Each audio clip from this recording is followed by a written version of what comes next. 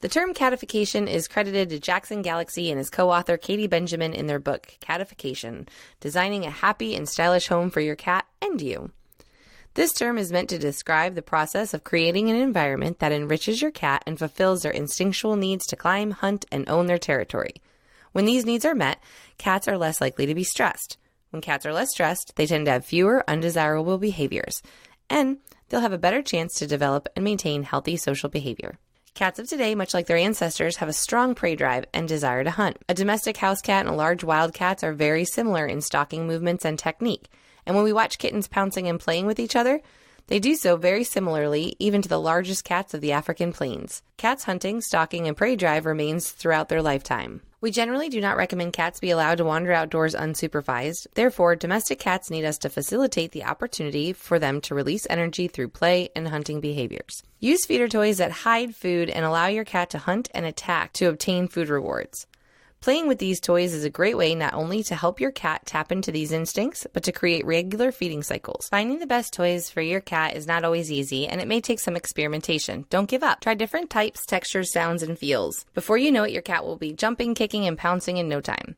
For senior kitties, you're likely to already know what works, but if you've not tried many different types of toys for your cat, it's worth experimenting with. Try to find toys that simulate air and ground prey both. Use fishing-style toys to engage with your cat and be part of their playtime. When you leave for more extended periods, consider interactive toys that are remote activated on timers or motion sensitive. Some cats do enjoy catnip, and adding catnip to toys may increase play behaviors for these kitties. Not all cats find catnip attractive. If your cat does enjoy catnip though, and you have a green thumb, consider growing and drying your own. Growing these plants can be cost-effective, and it's a pretty addition to any home garden. Another great tool for cats are puzzle toys. Puzzle toys and feeders can help brains be active and stay stimulated, and they can keep cats' coordination, reaction, muscle function working. There are lots of DIY ideas that are budget-friendly and can keep your cat engaged while playing. Often we think about dogs getting bored or needing a challenge. We don't always think about the fun and challenge cats need for enrichment as well. Look for toys, games, and treat dispensing toys that will challenge your cat mentally while they play. Cats like to be on elevated surfaces. They'll frequently claim a space as their own on an elevated surface, and they can often be found napping or lounging in this area throughout the day.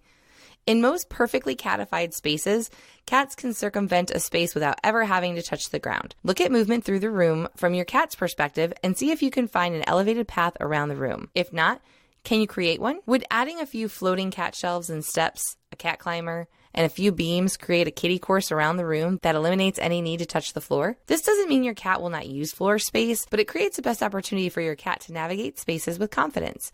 And when cats are confident, they tend to have fewer undesirable behaviors.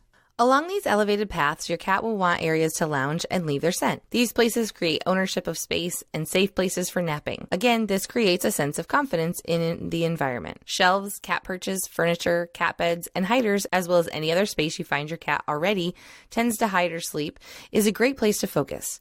Keep these areas comfortable and safe for your cat to create lounging spaces. As cats age, they may need adjustments in their surfaces. Moving steps closer where they gain elevation, less jumping and impact between surfaces, more padding where they land most often, and consider heated surfaces as well. We want to continue to facilitate the need to be elevated, but make it easier and safer for our feline friends to engage in these natural behaviors as they age. Having vertical surfaces for scratching is essential for best practices of catification and environmental enrichment. Cats have an instinct to scratch. Cat trees, scratching posts, and even real wood all make great scratching surfaces for cats. Providing appropriate scratching surfaces and encouraging appropriate scratching can discourage any of the inappropriate scratching behaviors. It's funny how often I hear, "My cat thinks it's a dog." "My cat acts like a dog," because they fetch, steal food, sleep under blankets, or other quirky behaviors. The truth is, the idea of a lazy cat is somewhat manifested in the media and normalized in society. Because cats are active for part of the night, they do sleep a good part of the day. That does not mean they should spend the entire day being lazy. Cats tend to be most active in short bursts. Sleep, play, physical interactions all generally are short bursts frequently throughout the day. Feeder eggs, interactive toys, timed food dispensers, and short grooming sessions will help keep your cat's instincts met.